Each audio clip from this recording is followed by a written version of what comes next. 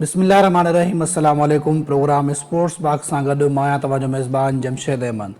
नाज़रीन, चवंदा आहिनि त जॾहिं तव्हांजी लीग कामयाबु न थिए त कुझु इन क़िस्म जूं हरकतूं कयो त जेका सॼी दुनिया आहे जेका तव्हांजी लीग नथी ॾिसे उहा ॾिसण ते मजबूर थिए। पाकिस्तान सुपर लीग हिन वक़्तु ताईं सीज़न 11 में 6 मैचूं थी चुकियूं आहिनि ऐं 4 अहिड़ा मुख़्तलिफ़ वाक़ियात थी चुका आहिनि जंहिंजे करे पूरी दुनिया जूं नज़रूं हिन वक़्तु पाकिस्तान सुपर लीग ते आहिनि। भले ई क्राउड न आहे पर उनजे बावजूदि बि जेका टीवी स्क्रीन आहे उन ते हिन वक़्तु सॼी दुनिया जेका आहे उहा पाकिस्तान सुपर लीग ॾिसे पई। सभ खां पहिरां जेको वाक़ियो थियो उहो नसीम शाह जो उहो ट्वीट हुयो जेको हुन मरियम नवाज़ ख़िलाफ़ु कयो। उनखां पोइ हुन थोरी देरि खां पोइ बाद में चयो त जेको आहे मुंहिंजो अकाउंट हैक थी वियो, जंहिंजे करे उहो ट्वीट ॿिए कंहिं कयो आहे। बहरहाल उनखे शौकाज़ नोटिस वियो। उनखां अलावा गुज़िरियल मैच में बॉल टेम्परिंग जा इल्ज़ाम लॻा आहिनि। फ़खर ज़मा जहिड़ो सीनियर प्लेयर उनजे मथां बॉल टेम्परिंग जा इल्ज़ाम लॻण। उनखां पोइ जेका हैदराबाद किंग्समैन जी किट हुई उहा मैरून किट हुई ऐं उनखां पोइ जेको वाइट बॉल हुयो तव्हांजो उहो बिल्कुलु पिंक बॉल असांखे नज़र आयो। ऐं उनखां अलावा जेके सिक्योरिटी प्रोटोकॉल्स हुया उहे टोड़िया विया। शाहीन शाह अफरीदी ऐं सिकंदर रज़ा तरफ़ां कुझु मनपसंदि जेके माण्हू हुआ उन्हनि जा उनखे ज़बरदस्ती सिक्योरिटीअ जे मना करण जे बावजूदि बि उन्हनि खे स्टेडियम जे अंदरि आंदो वियो। सो इहे मुख़्तलिफ़ वाक़ियात हिन वक़्तु ताईं सिर्फ़ु अञा 6 मैचिस थिया आहिनि, अञा त काफ़ी मैचिस बाक़ी आहिनि। सो कीअं था ॾिसूं पंहिंजो हिन वक़्तु ताईं जेके मैचिस थिया आहिनि उन वारे सां जेका परफॉर्मेंस रही आहे मुख़्तलिफ़ रांदीगरनि जी उन ते पाण ॻाल्हि ॿोल कंदासीं। ख़ासि करे शाहनवाज़ ॾाणी जे हवाले सां ॻाल्हाईंदासीं त शाहनवाज़ ॾाणी खे छा ईंदड़ मैचुनि में जेका पेशावर ज़ल्मी आहे उहा मौक़ो ॾींदी या न। सो ओवरऑल ही जेके तमामु टॉपिक्स आहिनि हिन ते ॻाल्हि ॿोल करण असांखे हिन वक़्तु टेलीफोन लाइन ते जॉइन कयो आहे सीनियर स्पोर्ट्स एनालिस्ट आहिनि मुनीर उल हक साहब। सर अस्सलाम वालेकुम।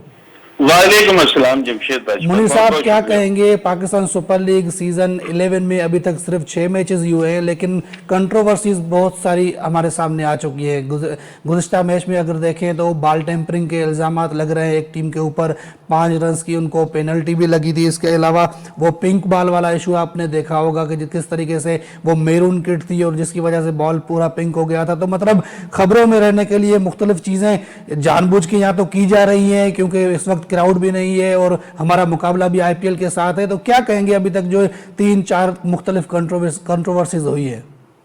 बहुत बहुत शुक्रिया जमशेद, आपने काफी डिटेल से बता दी है। नसीम शाह के ट्वीट के हवाले से भी आपने बात की। आपने जो है वो किस मनपसंद खिलाड़ियों को, मनपसंद लोगों को लेके जाने के बाद सिकंदर रजा के हवाले से थी कि वो कुछ लोगों को ले आए थे क्योंकि एक बबल बनाया हुआ है ताकि कोई गैर आदमी आ नहीं सके, जिनको इजाजत है सिर्फ वही आ सके। लेकिन ये भी एक कंट्रोवर्सी हुई। फिर जो आपने बॉल की, एक दिन बॉल जो है वो पिंक नजर आ रही थी, एक दिन बॉल ग्रीन नजर आ रही थी, बिकॉज उनके जो पैंट के कलर हैं वो इतने हल्के थे कि वो गेंद पर उसका रंग आ रहा था। और उसके बाद जो कल बॉल टेम्परिंग वाली हुई है ये तो बहुत ही बड़ी कंट्रोवर्सी है, क्योंकि आपको याद है कि कल के मैच में जो है वो कराची किंग्स के जो कप्तान थे डेविड वार्नर, वो एक इसी तरह के कंट्रोवर्सी में 1 साल की सजा भुगत चुके हैं। जब ऑस्ट्रेलिया की टीम साउथ अफ्रीका गई थी तो वहां डेविड वार्नर भी उन 3 खिलाड़ियों में शामिल थे जिन्होंने कंट्रोवर्सी की थी और उसके बाद इन पर पाबंदी आयद कर दी गई थी। तो ये जो चीज हुई है फखर जमान के हवाले से, ये बिल्कुल बर्दाश्त नहीं होगी, इसलिए कि मैच जीतना या मैच हारना और आप अपनी टीमें खेल रही हो उसमें इस तरह की चीज करना, तो ये बड़ी वो है। तो लेकिन फखर जमा से जब पूछगछ हुई तो उन्होंने तो कहा कि मैंने कुछ ऐसा नहीं किया और अभी तक मेरे ख्याल से कुछ साबित भी नहीं हुआ। तो क्या कहेंगे? नहीं, देखें, अगर उन्होंने नहीं किया तो फिर तो बात अंपायर पे आएगी ना। अंपायर इतना बड़ा डिसीजन कैसे ले सकते हैं? ये तो फिर अंपायर को प्रूव करना होगा। अगर है तो अंपायर प्रूव करेंगे, अगर अंपायर ने किया है तो इसका मतलब है कहीं ना कहीं कोई ना कोई चीज है। खिलाड़ी तो देखें मानने को तैयार नहीं होते अनलेस अनटिल के पूरी तरह से चीज ना आ जाए। तो अगर अंपायर ने किया है तो फिर अंपायर को, तो सर जैसे अगर कोई प्लेयर नहीं मानता, उसने कोई गलती भी की है, अगर वो मान लेता है तो शायद थोड़ी सी पेनल्टी कम हो जाए, 1 या 2 मैचेस के लिए बैन हो जाए। लेकिन अगर वो नहीं मानता और उसके बाद फिर वो साबित होती है चीज उसके ऊपर, तो फिर तो वो चीज बढ़ सकती है, बैन थोड़ा सा बढ़ सकती है ना, बिल्कुल बढ़ सकती है। अगर आपको कंट्रोवर्सी याद हो मोहम्मद आमिर की और उनके साथ जो हमारे आसिफ थे और सलमान भट्ट थे, जिसमें से मोहम्मद आमिर शुरू में मान गए थे कि उन्होंने मैच फिक्सिंग की, उसके बाद वो दोनों नहीं मान रहे थे, इसलिए उन दोनों को लंबी जेल हुई, लंबी सजाएं हुई। आपके सामने की सारी बातें। और अगर यहाँ पर वो नहीं मानेंगे और बाद में होता है तो फिर जाहिर है वो इतने बड़े सीनियर प्लेयर को फिर इनकी सजा बढ़ जाएगी। इसलिए कि ये एक तो उन्होंने जुर्म करेंगे, ऊपर से उससे इनकारी भी होंगे, तो ये चीज तो खतरनाक है। या तो अगर नहीं की तो फिर अंपायर को जो है माजरत करनी पड़ेगी कि उनसे गलती हुई, नहीं तो मुझे लगता है कि फखर जमान को जो है वो फिर उसका बहुत बहुत ही अच्छा सर, हम और आप बैठकर यहाँ पे टीवी पे बॉल टेम्परिंग के हवाले से बात कर रहे हैं, लेकिन आपको पता होगा कि राशिद लतीफ साहब और डॉक्टर नोमान नाज साहब एक साथ बैठकर प्रोग्राम करते हैं। तो वहां पर जब ये इशू उठाया गया तो राशिद लतीफ साहब ने कुछ इशारा दिया कि ये चीज़ें कुछ ऐसी होती हैं कि जानबूझ के भी किया जाता है जब आपकी लीग कोई ना देखे, या फिर इस तरीके का कोई उन्होंने इशारा दिया है। तो क्या आपको लगता है कि वाकई भी ये जो 3-4 मुख्तलिफ कंट्रोवर्सीज हुई हैं, तो वो अपनी लीग को, वैसे तो आपका मैच कोई नहीं देखेगा, लेकिन अब जो है पूरी दुनिया की जो नजरें हैं आपके ऊपर है? नहीं, बिल्कुल सही है। देखें, कल एक शादी की तकरीब थी, हमारे बहुत क्षेत्र दोस्त शाहिद हाशमी के बेटे का वलीमा था, उसमें राशिद लतीफ से भी हमारी मुलाकात हुई थी। इस मौजू पर हमने उनसे बात नहीं की थी, लेकिन आपको याद होगा राशिद लतीफ भी एक दफा कंट्रोवर्सी में आ चुके हैं। एक कैच था बांग्लादेश के अगेंस्ट जो नहीं था, उन्होंने कैच दे दिया था, बाद में उन पर मैचेस की पाबंदी लगी थी। तो ये चीजें जो है ना, ये किसी तौर से भी सही नहीं है। खिलाड़ी पहले ये कोशिश ये करता है कि किस तरह बच जाए इन चीजों से, लेकिन जब हो जाती है चीज तो फिर होती है। तो अच्छा चले सर, कल के मैच पे आ जाते हैं। कल के मैच में अगर देखें, लाहौर और कराची एक बड़ी राइवलरी समझी जाती है, और आखिरी ओवर हमेशा की तरह जिस तरीके से हारिस रऊफ करते हैं और वो अपनी टीम को ऐसा लगता है कि वो अपोनेंट के लिए, अपोजिट साइड के लिए खेल रहे हैं, तो कल भी वही चीज हमें नजर आई। कहा यह जा रहा है कि अगर वो 5 रन जो पेनल्टी लगे थे वो ना होते तो शायद लाहौर जीत जाता, लेकिन जिस तरीके की बॉलिंग करते हैं हारिस रऊफ, तो क्या कहेंगे, अगर वो 5 रन भी होते, 15 रन और भी होते, तो शायद वो भी बन जाते? नहीं, देखिए, आखिरी में आप कुछ नहीं कर सकते कि कितने रन। 3 गेंद पहले जीते हैं कराची, तो 3 गेंद थी, उसमें मजीद रन बन सकते थे। हारिस रऊफ का प्रॉब्लम तो है, हारिस रऊफ को 1-2 जगह नहीं, कई जगह हमने देखा है कि वो आखिरी ओवर, डेथ ओवर्स में बहुत ज्यादा रन लीक कर जाते हैं। मुझे याद है जो 2023 ओडीआई वर्ल्ड कप था, वो दुनिया के सबसे महंगे बॉलर थे, 538 या कुछ रन उन्होंने तना दे दिए थे पूरे वर्ल्ड कप में। फिर जो इनकी पिटाई हुई थी सर, लेकिन उनकी फिर जो बयानबाजी होती है, जैसे वो पहला मैच वो खेले PSL 11 में, उसके बाद वो प्रेस कॉन्फ्रेंस करने आए तो उन्होंने कहा कि हमारी टीम की जो बॉलिंग है ना सिर्फ PSL में सबसे अच्छी है, लेकिन दुनिया में सबसे अच्छे बॉलर्स हम हैं। तो वो इस तरीके का फिर क्यों वो दिखाना चाहते हैं? अपने मियाँ मिट्ठू बनने का तो देखें शौक सबको होता है। बात यह है कि आपका जो रिजल्ट होता है ना, जो आपके सक्सेस होती है, जो कामयाबी होती है, वो आपको बड़ा करती है ना। आपने कौन से सक्सेस दिलवा दी मुल्क को, या आपने कौन सा पर्सनल उससे आपने मैच जितवा दिए, इसी वजह से तो आपको टूर से बाहर भी किया जाता है। कभी आपको ले आते हैं, कभी आपको बाहर कर देते हैं। वजह यह है ये जो बॉलर है ना, ये ज्यादातर ऑस्ट्रेलिया और साउथ अफ्रीका के विकेटों के लिए ये अच्छे बॉलर है हारिस रऊफ।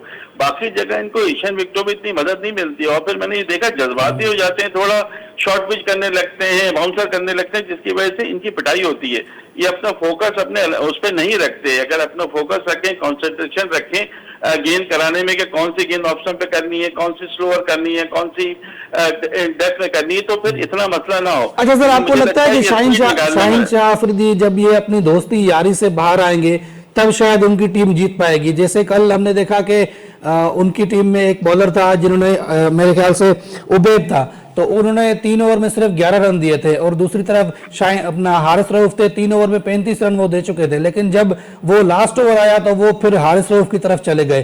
तो शायद वो सिर्फ ये कहते हैं कि हमारे जो मतलब दोस्ती यारी है वो ही आके मैचेस जितवाएं, लेकिन ट्रस्ट नहीं किया गया एक दूसरे बॉलर पे जिसने 3 ओवर में सिर्फ 11 रन दिए थे। मेरे ख्याल है वहां पर जाके उनको ये लगा होगा एक्सपीरियंस बॉलर हैं और ये शायद प्रेशर को बर्दाश्त कर लेंगे। और एक्सपीरियंस बॉलर तो है, लेकिन रन्स देने के माहिर हैं, उस चीज में वो एक्सपीरियंस है, इसमें कोई शक नहीं है। लेकिन उबैद को सिर्फ इस वजह से कि ना तजुर्बेकार हैं, कहीं घबरा ना जाए, इनके रन्स ना बन जाए, मेरे ख्याल इस वजह से उनको दिया था। लेकिन वो भी उनकी चीज काम है। खुद शाहीन शाह अफरीदी कल बॉलिंग बहुत अच्छी थी। आप देखिए 4 ओवर 18 रन 4 विकेटें, इतनी अच्छी बॉलिंग जो है वो होती है, लेकिन जब आपके दूसरे बॉलर साथ नहीं देंगे, और हारिस रऊफ को जज्बात से हटना होगा। मैं फिर आपसे कह रहा हूँ कि इनको सोचना होगा कि डेथ ओवर्स में इतनी ज्यादा इनकी पिटाई क्यों हो रही है, ये इनको सोचना होगा। वरना ये अगर इस तरह से करेंगे तो फिर हमारे बॉलर और आ रहे हैं, फिर उनको परमानेंट भी बाहर किया जा सकता है। अच्छा सर, कराची किंग्स के हवाले से क्या कहेंगे? वाहिद टीम है अभी तक PSL 11 में जिसने 2 मैचेस खेले हैं और दोनों में कामयाबी हासिल की है। जी बिल्कुल, बहुत अच्छा खेल रही है अभी तक तो, और दोनों डिफिकल्ट सिचुएशन में जाने के बाद जीते हैं। क्योंकि पहले मैच में भी जब ये जीते थे वहां पावर प्ले में बड़े रन बन गए थे और लग रहा था कि नहीं जीत पाएंगे, और यहाँ पे भी कम स्कोर पे भी मैच फंस गया था। लेकिन आप उनको वही करें कि उन्होंने पहले गेंद पर चौका लगाया, फिर छक्का लगा दिया, तो वो चीज जो है उनके अगेंस्ट गई है। लेकिन अभी चीजें कराची के लिए ठीक चल रही हैं। लेकिन कराची की टीम मैं बताऊं बहुत ज्यादा कोई ऐसी मजबूत या एक्स्ट्राऑर्डिनरी नजर नहीं आ रही है, वो भी हार सकती है। लेकिन चूंकि अभी तक 2 मैच हुए, दोनों जीतते हैं, तो सबसे अच्छे नजर आ रहे हैं। हैदराबाद की टीम 2 मैच खेले, दोनों हार गए। हालांकि उनको अभी 1-2 प्लेयर्स की उनके फिटनेस का इशू मुझे नजर आ रहा है। अभी भी मां सदाकत में जो पहला मैच वो नहीं खेले थे। ग्लेन मैक्सवेल उनके बड़े खिलाड़ी हैं जो नहीं पहुंचे, और अभी कहा जा रहा है कि अभी और भी बहुत मैचेस हैं जो हैदराबाद को ग्लेन मैक्सवेल के बगैर खेलने पड़ेंगे। तो कराची तो अच्छा खेल रही है, इसमें कोई शक नहीं। जब आप मैच जीत जाते हैं तो चीजें छुप जाती हैं, लेकिन हर टीम में कहीं ना कहीं कुछ न कुछ खामी नजर आ रही है। कोई टीम ऐसी नजर नहीं आई है अभी तक 2-3 मैचेस के बाद भी मैं कहा जाए कि बहुत ज्यादा मजबूत टीम है। अच्छा, ग्लेन मैक्सवेल की आपने बात की कि अभी वो शायद थोड़ा सा और लेट ज्वाइन करे, लेकिन मेरे ख्याल से शर्जील खान तो यही मौजूद है, उनको कब मौका दिया जाएगा? असल में बात यह है कि शर्जील खान टॉप ऑर्डर के प्लेयर हैं। अब इनके पास मां सदाकत भी हैं और साहिम अयूब भी इनके पास हैं, तो मेरे ख्याल इनके साथ जाना चाह रहे हैं। हालांकि लोकल बॉय हैं और उनको लिया गया है। पीएसएल में सेंचुरी बना चुके हैं, पहली सेंचुरी आई थिंक इन्होंने बनाई थी पीएसएल की तारीख की। तो वो जो चीजें हैं उसको देखते हुए उनको मौका तो देना चाहिए कि 2 मैच हार गए हैं। और साहिम अयूब जो है वो मुस्तकिल मैं ये देख रहा हूँ कि वो रन उनसे नहीं बन रहे हैं, बहुत जल्दी वो आउट हो जाते हैं, तो उस पर इनको एक मौका जरूर दिया जाता है। अच्छा सर, पाकिस्तानी टीम में हम एक चीज देखते हैं कि जिसकी टीम में जगह नहीं बनती वो कप्तान बन जाता है, तो हैदराबाद की टीम में भी ये काफी लोगों को शिकायत है कि मार्नस लबुशेन जो है वो उनकी तो खुद टीम में जगह नहीं बनती, उनको कप्तान बना दिया गया। नहीं, मार्नस लबुशेन को मेरा ख्याल है सिर्फ ये कि बड़े प्लेयर हैं और ऑस्ट्रेलिया के लिए खेलते हैं, क्योंकि उनको तो खिलाड़ियों का अभी पता भी नहीं है कि उनकी टीम में जो खिलाड़ी हैं उनकी असल सलाहियत क्या है। ये बात आपकी बिल्कुल सही है। मार्नस लबुशेन की कप्तानी को दे देना मुझे भी थोड़ा सा वो लगता है, लेकिन वही बात के ऑस्ट्रेलिया से आए हैं और टेस्ट के अच्छे प्लेयर हैं और वो हैं, उसी को देखते हुए शायद उनको दे दिया गया है, वरना ये कोई इतना वाइज अच्छा डिसीजन लग नहीं रहा है। आपकी बात सही है जमशेद। चले सर, आखिरी सवाल आपसे करूंगा शामिल हुसैन के हवाले से। एक यंगस्टर जिसने अभी तक 2 मैचेस खेले हैं, दोनों में 50 स्कोर किए, और उनको जब सिलेक्ट किया गया था तो बहुत सारी तनकीद हो रही थी जब वो पाकिस्तान टीम में आए, लेकिन अभी तक जो है पीएसएल में 2 मैचेस में उनकी अच्छी परफॉर्मेंस रही है। शामिल हुसैन पर तनकीद बनती नहीं थी। वो ठीक है कि वहां गए, वो पहले दोनों मैचेस में बांग्लादेश में नाकाम हो गए, तीसरा मैच उनको नहीं मिला, लेकिन शामिल हुसैन ने अपनी परफॉर्मेंस से टीम में जाए। देखें, अंडर 19 वर्ल्ड कप में बहुत अच्छा खेले। अभी काइजन ट्रॉफी में दूसरे टॉप स्कोरर हैं। 7 बेग ने बनाया 1000 रन, जिन्होंने बनाए थे 899 रन। तो ये डोमेस्टिक खेल के अपनी परफॉर्मेंस दे के टीम में आए हैं। तो अगर ये किसी तजियाकार के या किसी बड़े एंकर के बेटे हैं तो इससे कोई फर्क नहीं पड़ता। इनमें टैलेंट है, इनमें पोटेंशियल है, और अभी दोनों मैचेस में 50 करके सर टैलेंट तो मेरे ख्याल से सब में होता है, लेकिन जिनकी थोड़ी सी सिफारिश होती है तो उनको मौका दिया जाता है। जैसे हसीबुल्लाह भी टैलेंटेड थे, लेकिन उनको मौका नहीं मिला और गाजी गोरी टीम में आ गए थे। नहीं, ये बात आपकी बिल्कुल सही है। शादाब खान को देख लेना, हर जगह टीम में शामिल हो जाते हैं, कुछ भी नहीं करते हैं। ये आपकी बात सही है। प्लेयर्स तो सारे अच्छे होते हैं, लेकिन 19-20 का फर्क होता है, बस 19-20 का फर्क होता है। आपकी बात सही है। कई जगह पे हमने देखा है कि ये चीजें आ जाती हैं, लेकिन शमाइल हुसैन का कोई बहुत ज्यादा वो नहीं है उस बंदे में। गाजी गौरी चूंकि पहले मैच में एक मैच खिलाया, उनको खिला गया, लेकिन उनकी जगह नहीं थी, वो जबरदस्ती टीम में आए थे, उनको इतनी जल्दी नहीं लेना चाहिए था। इसी तरह साथ मसूद की भी जगह नहीं थी, उनको भी टीम में जबरदस्ती बहुत जल्दी ले आए। ये डिसीजन ऐसे नहीं है क्योंकि, लेकिन शामिल हुसैन का डिसीजन जो है ना, ये इतना बुरा नहीं था। शामिल हुसैन बहुत शुक्रिया मुनीरुल हक साहब प्रोग्राम में वक्त देने के लिए। नाज़रीन, हिते वक्त थियो आहे शॉर्ट कमर्शियल ब्रेक जो, मिलूं था ब्रेक खां पोइ।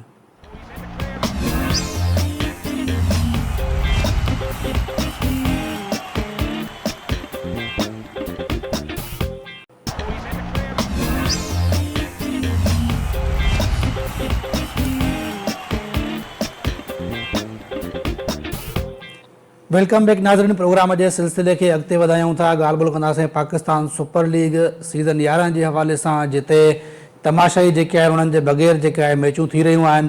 ऐं हिन सीज़न में 2 नयूं टीमूं बि शामिल थियूं आहिनि, पर 2 टीमूं हिन वक़्त ताईं का बि कामयाबी हासिल न आहिनि करे सघियूं।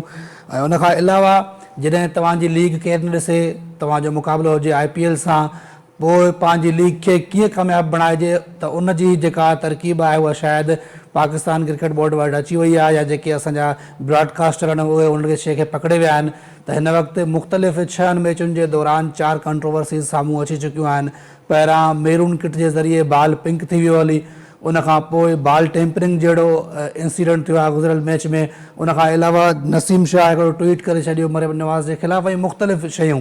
त हिन वक़्तु जेका उहा लीग जंहिंखे केरु न पियो ॾिसे, शायदि हाणे पूरी दुनिया जी जेके नज़रूं आहिनि उहे पाकिस्तान सुपर लीग ते आहिनि।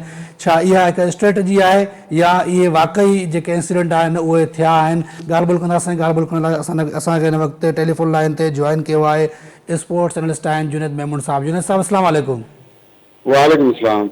जुनैद साहब, छा पियो थिए? हिकु पासे नसीम शाह ट्वीट करे थो, ॿिए पासे बाल टेम्परिंग थिए थी, ॿिए पासे जेका आहे होटल जे अंदरि ॼाणे वाणे जेके कुझु महिमान आहिनि उन्हनि खे ज़बरदस्ती आंदो पियो वञे, प्रोटोकॉल आहिनि सिक्योरिटी जा उन्हनि खे ब्रीच कयो पियो वञे, ऐं उनखां अलावा बि जेको बाल आहे मेरून किट जे ज़रिए पिंक पियो थी वञे, मुख़्तलिफ़ शयूं थियनि पियूं PSL में। अञा त PSL जी सिर्फ़ु शुरूआत आहे, छा चवंदव? वॾी महिरबानी।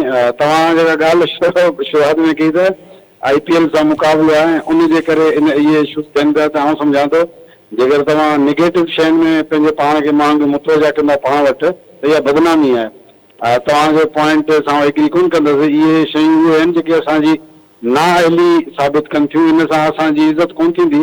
अगरि तव्हांजे व्यूअर्स अची बि वञनि त उहे इन शइ जा पॉज़िटिव शइ सां कोन ईंदा।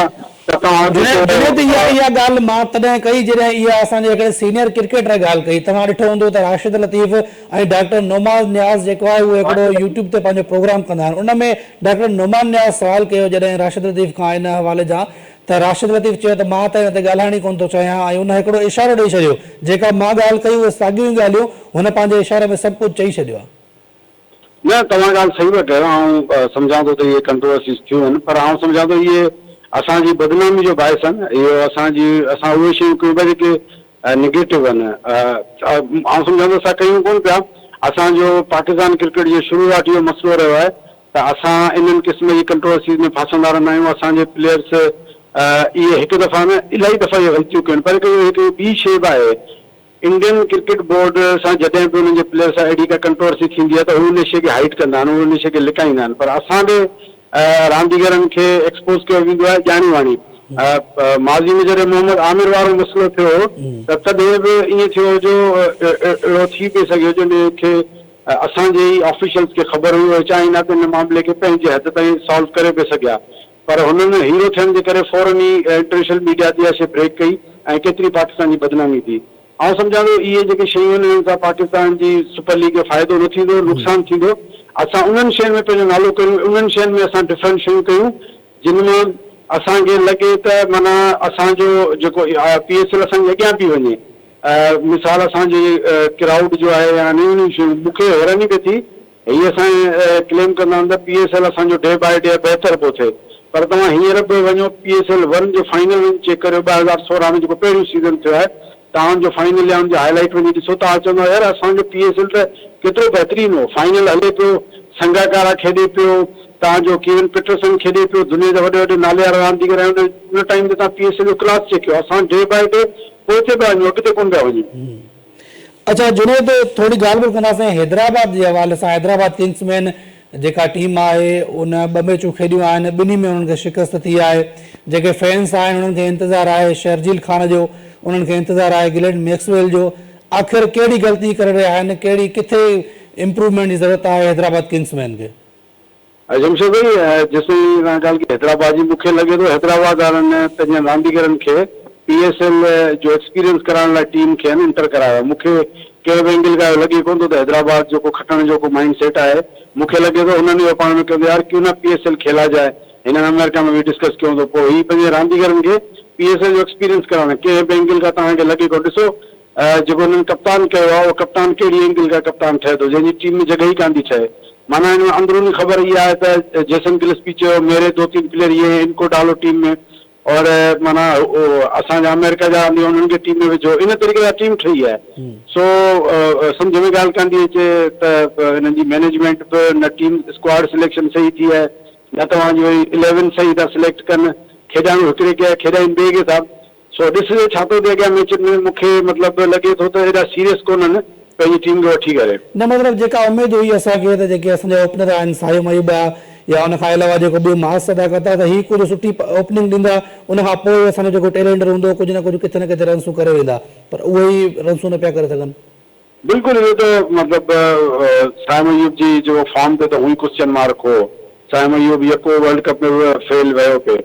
हाणे बाक़ी रही मास सदाकत ऐं उस्मान खान, ॾिसो तव्हां कहिड़ी कुझु बि तव्हां हिकिड़े ॿिनि प्लेयरनि ते डिपेंड नथा करे सघो। तव्हांजी पूरी 11 हूंदी आहे, पूरी 11 ते तव्हांखे डिपेंड थियणो पवंदो, पर हिते टीम सिलेक्शन तव्हांजो कप्तानी अचे थो त उहो तव्हांजी टीम खे पूरो हेठि खणी थो वञे। उनखां अलावा तव्हांजे पवेलियन में आसिम महमूद वेठो आहे, तव्हांजे पवेलियन में शाहन जहांगीर आहे, तव्हांजे पवेलियन में पंहिंजो शर्जील खान आहे। उन्हनि जे हूंदे तव्हां अहिड़ा प्लेयर खेॾायो जिन मां तव्हांजी उमेद ई न हुजे। हाणे तव्हां ख़ुदि ॿुधायो साद अली किथे, शर्जील खान किथे, या आसिम महमूद खेॾाइणो हो बिजाए रिज़वान महमूद जे। सो टीम सिलेक्शन मुंहिंजे सम्झ खां ॿाहिरि अलाए कहिड़े तरीक़े सां टीम अच्छा, सिलेक्शन। तव्हांजी नज़र में कहिड़ी वजह थी सघे थी शर्जील खान खे न खेॾण जी? ॾिसो इहो त जॾहिं असां इलाही मैच थी वञनि शर्जील खान खे न खेॾाईं त पोइ असीं का अहिड़ी ॻाल्हि करियो। स्क्वाड में खयो आहे त हिननि जी मूंखे इनिशियल तौर ते वजह इहे सम्झो मैच जेका शुरू खां हिननि जो माइंड सेट ठहियल आहे सभिनी जो शर्जील खान जो टाइम पूरो थी वियो आहे, पर पोइ सवाल थो पियो करे पोइ तव्हां हुनखे सिलेक्ट कयो छो स्क्वाड में। ऐं नंबर ॿी ॻाल्हि, अगरि तव्हां स्क्वाड में सिलेक्ट कयो आहे त मूंखे कोन थो लॻे त तव्हां T20 फॉर्मेट में लबूशन थी वियो या साद अली थी वियो, हिन क़िस्म जा बैट्समैन, उन्हनि खे तव्हां शर्जील खान ते तरजीह ॾेई तव्हां माना पंहिंजनि पेरनि ते पाण वेठा कुआरो हणो। अच्छा, ग्लेन मैक्सवेल जे हवाले सां का अपडेट आहे, उहो कॾहिं ताईं टीम खे जॉइन कंदो? ॾिसो ग्लेन मैक्सवेल हिननि जो हू प्लेयर आहे जेको सिर्फ़ु हैदराबाद किंग्स में न बल्कि 3 सालनि जो मुआहिदो आहे। हीअ हिननि सां हर पूरी दुनिया में जेके लीग्स थियनि थियूं हिननि जूं किंग्समैन वारनि जो, उन में हिननि सां गॾु हूंदो आहे। सो हीअ माना हिननि हुनजी अवेलेबिलिटी हूंदी आहे, जेॾी महिल हूंदो अची वेंदो। इहो ॿुधण में आयो आहे त अधु PSL खां पोइ जॉइन कंदो, पर मूंखे लॻे थो टीम ई ॿाहिरि थी वेंदी त पोइ मां मे बी हू चए थो हाणे मुंहिंजे अचण कयो फ़ाइदो। सो हाणे टीम सुठो परफॉर्म कंदी त अॻियां असां मैक्सवेल खे ॾिसंदासीं। अच्छा, कुझु अहिड़ा रांदीगर जेके सिलेक्ट न आहिनि थी सघिया, हैदराबाद में बहितरीनु टैलेंट मौजूदु आहे। तव्हां थोरी देरि पहिरियां पंहिंजे प्लेटफॉर्म ते वीडियो बि ठाहियो आहे, थोरो ॿुधाइजो माजिद असगर जे हवाले सां, उहो केरु आहे ऐं हुनजे हवाले सां जेके तव्हां ख़बर थोरी देरि पहिरियां ॿुधाई और उहा पूरी असांखे थोरी ख़बर ॿुधाइजो। Majid Asghar finger spin bowler आहे हैदराबाद जो, बिल्कुलु ई जीअं तव्हां ॾे उस्मान तारिक आहे, अबरार अहमद आहे, हैदराबाद रीजन जी तरफ़ां खेॾियो आहे। ऐं जॾहिं बि खेॾियो सुठो परफॉर्म कयो। तव्हांखे ख़बर आहे मिस्ट्री स्पिनर हुई, बैट्समैन खे डिस्टर्ब कंदा आहिनि ऐं काफ़ी एक्सपीरियंस प्लेयर आहे। ऐं हुन ॾे मतिलबु फिंगर स्पिन जे हिसाब सां हुनजी पंहिंजी थोरी अञा डिफरेंट वैरायटी आहे। मतिलबु तव्हां इहो बि चई सघो था अगरि हुनखे सही तरीक़े सां ग्रूम कयो वञे, हुनखे मौक़ो ॾिनो वञे त माइट बी पॉसिबल अबरार खां ऐं उस्मान तारिक वधीक इफेक्टिव साबित थी सघे थो। पर उनखे रिसेंट टाइम में हैदराबाद रीजन वारा बि ओतिरो मतिलबु हिन साल कोन खेॾायूं। सो ॾाढो ज़बरदस्त आहे। पर हींअर ड्यूरिंग ट्रायल जंहिं महिल हींअर ट्रायल जेके PCB कया हुआ फ्यूचर स्टार वारा, उन में आकिब जावेद ऐं जेके ही सिलेक्ट आया उन्हनि हिनखे सिलेक्ट कयो ऐं प्लस में ॾाढो हैरान थिया त हीअ ऐं अंदरूनी ख़बर अथव त इहा बि मूं तव्हां ॿुधाई ॾिठो हूंदो त हुननि इहो डिस्कशन कयो त असांखे पहिरीं ख़बर हुजे त हिनखे असीं लाहौर कलंदर लाइ बि हिनखे असां नॉमिनेट करे सघियासीं पिए। सो बहरहाल इन क़िस्म जो तमामु बहितरीनु बॉलर आहे। अच्छा, शाहनवाज़ ॾहाणी जे हवाले सां छा था सम्झो, हुनखे चांस मिलंदो इन मैचुनि में? शाहनवाज़ ऐं हसनैन, आउं चवां थो न हैदराबाद वारा ॾिसो न हींअर जंहिं महिल ॾिसंदव त सिंध जे अवाम खे कवर करण जे लाइ सिंधी पोस्ट लॻाइनि था। मतिलबु तव्हां किंग्समैन जे पेज ते वञो, भली करे आया हो जमालो, मतिलबु हुननि खे इहा त ख़बर आहे त असांखे सिंध खे कवर करिणो आहे, पर हुननि खे इहा ख़बर न आहे त असांखे हिन जे लोकल टैलेंट खे पोइ असांजे मतिलबु मुंहिंजे ख़्याल में हसनैन हिन आकिफ़ खां ऐं मोहम्मद अली खां त हसनैन ऐं शाहनवाज़ ॾाढी 100 दफ़ा भला हुआ। हाणे तव्हां पाण बि तव्हां ॾिसी सघो था त अगरि इन ई टीम में शर्जील हुजे हा, मुश्ताक अलोड़ो सॉरी पंहिंजो शाहनवाज़ ॾहाणी हुजे हा, मुश्ताक हुजे हा, हसनैन हुजे हा, त आउं सम्झां थो त टीम बहितर बि खेॾे हा। हिकिड़ो जोश जज़्बो हिकिड़ो हूंदो आहे न, माण्हू चवंदो आहे पंहिंजी टीम में लॻी खेॾंदो आहे, बिल्कुलु उहा शइ बि नज़र अचे हा। वॾी महिरबानी जुनैद मेमन साहब प्रोग्राम में वक़्तु ॾियण जे लाइ। नाज़रीन, अॼु के प्रोग्राम में पाण ॻाल्हि ॿोल कईसीं पाकिस्तान सुपर लीग जे हवाले सां सीज़न 11 जे ते 2 नयूं टीमूं शामिल थियूं आहिनि, पर 2 टीमूं हिन वक़्तु हिन ताईं का कामयाबी हासिल न आहिनि करे सघियूं। हिन खां अलावा मुख़्तलिफ़ कंट्रोवर्सीज़ जेके थियूं आहिनि उन ते पाण ॻाल्हि ॿोल कईसीं। इन सां ई पंहिंजे प्रोग्राम स्पोर्ट्स बॉक्स जो वक़्तु पंहिंजे पुॼण ते पहुतो। ईंदड़ प्रोग्राम ताईं ॾींदा इजाज़त। अल्लाह हाफ़िज़।